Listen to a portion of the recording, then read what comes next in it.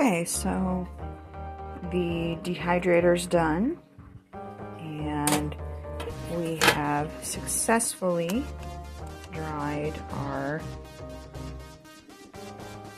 berries, our spicebush berries, down to caper-like consistency.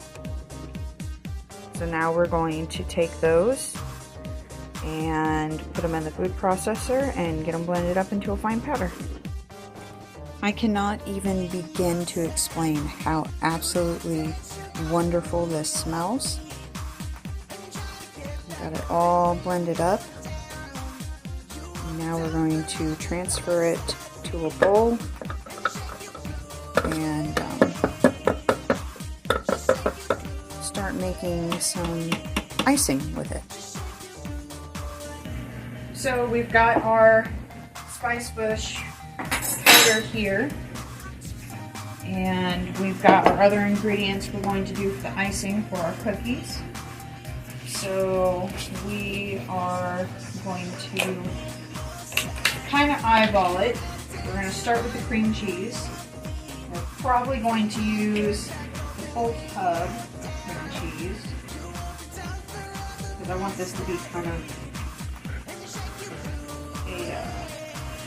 more of a cream cheese icing.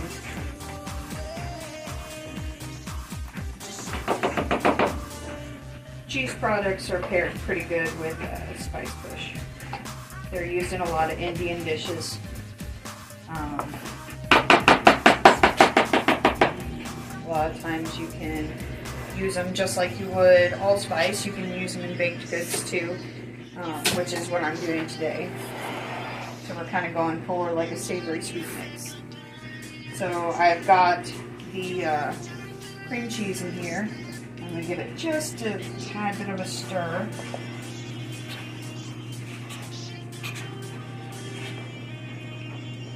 Put all those spices in there because we don't want the spices to get stuck down at the bottom and not blend in with our icing.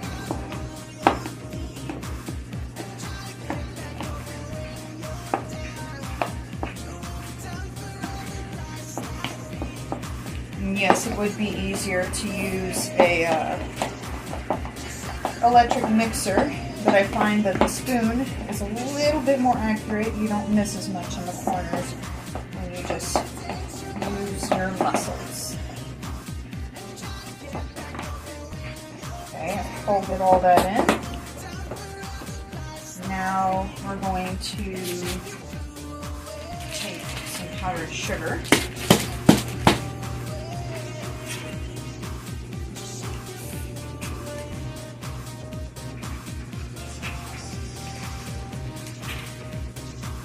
Like I said, we're just going to eyeball this. Put in about a third of this bag.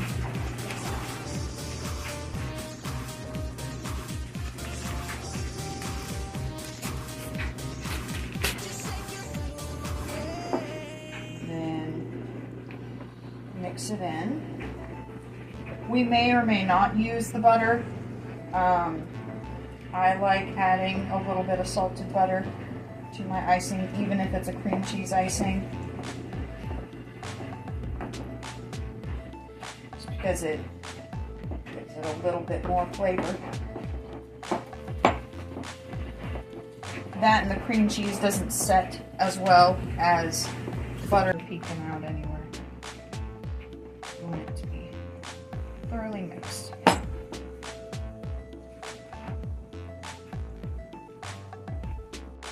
So we're going to start making the cookies, and we're going to begin with 2 cups of all-purpose flour.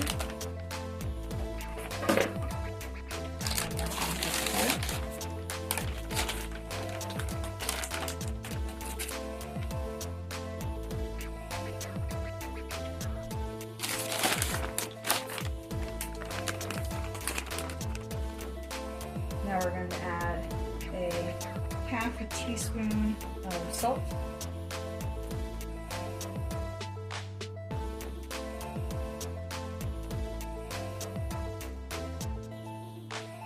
I'm going to just eyeball it a little bit. Now we're going to add a teaspoon baking soda.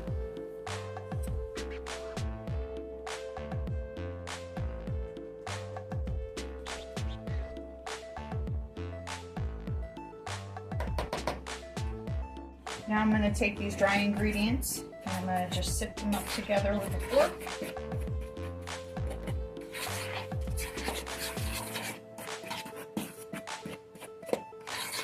Usually this recipe calls for half a cup of butter and half a cup of shortening, but I don't happen to have shortening on me, so we're going to do a full cup of butter.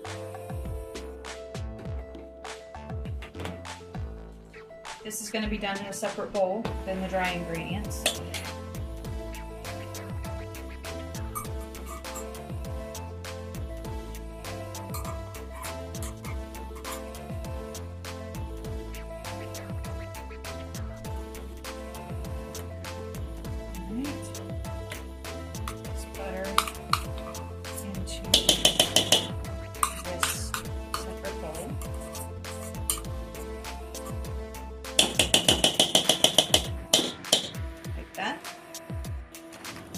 Put in half a cup of white granulated sugar.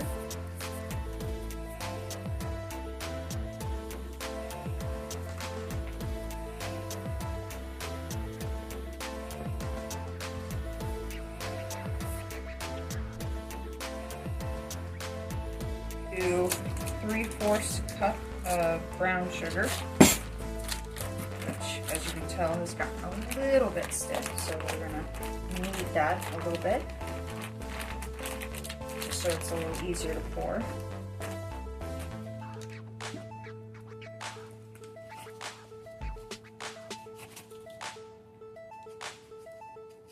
It's okay if your measurements aren't perfect. We're going for just a basic cookie.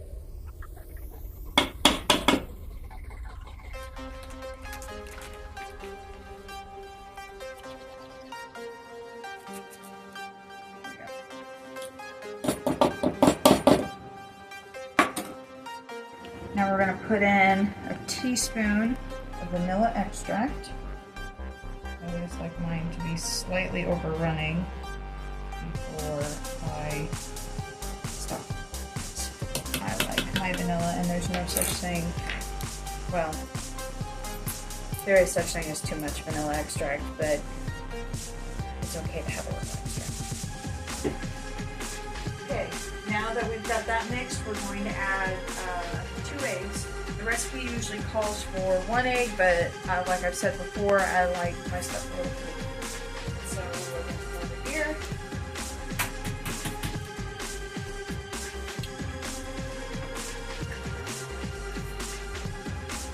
Add the eggs.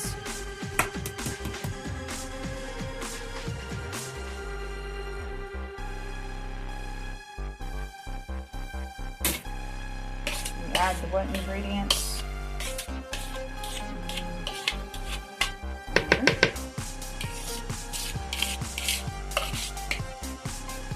Alright, now we're going to scoop out the cookie dough onto the baking tray. It should come out fairly easy.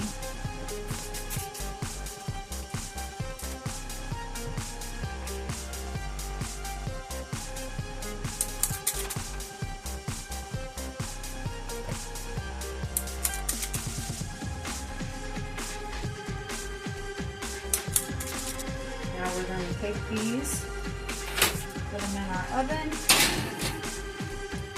and we will bake these for about 10 to 12 minutes. Just see how they do from there. While our cookies are baking, I thought we might add a little color to our icing, and what better color than red to match the intensity of the flavors that we have in here. I'm going to add a little bit of this. Now that we got that out of the container, which took a little bit of effort, we're going to mix this up.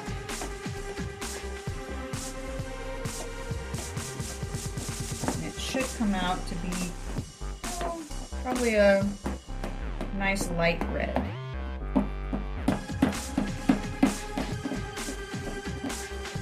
Once again, I like to use the spoon instead of the electric mixer because I can get down into the corners of the bowl. If you're not using a bowl of corners, probably not a problem, but this is what I have. Now that our cookies are done, we're going to scoop them on a plate to cool. We'll use that excess batter to bake a couple more cookies while we're waiting on these to cool.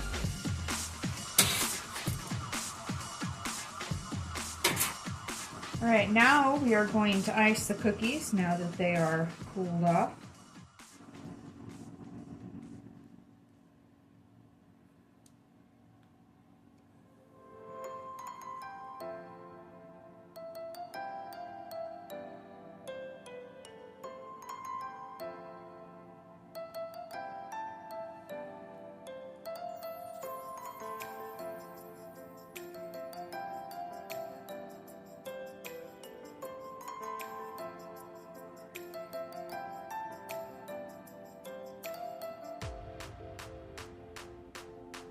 Here we have our finished cookies, and I'm getting ready to do a taste test on my little practice one over here.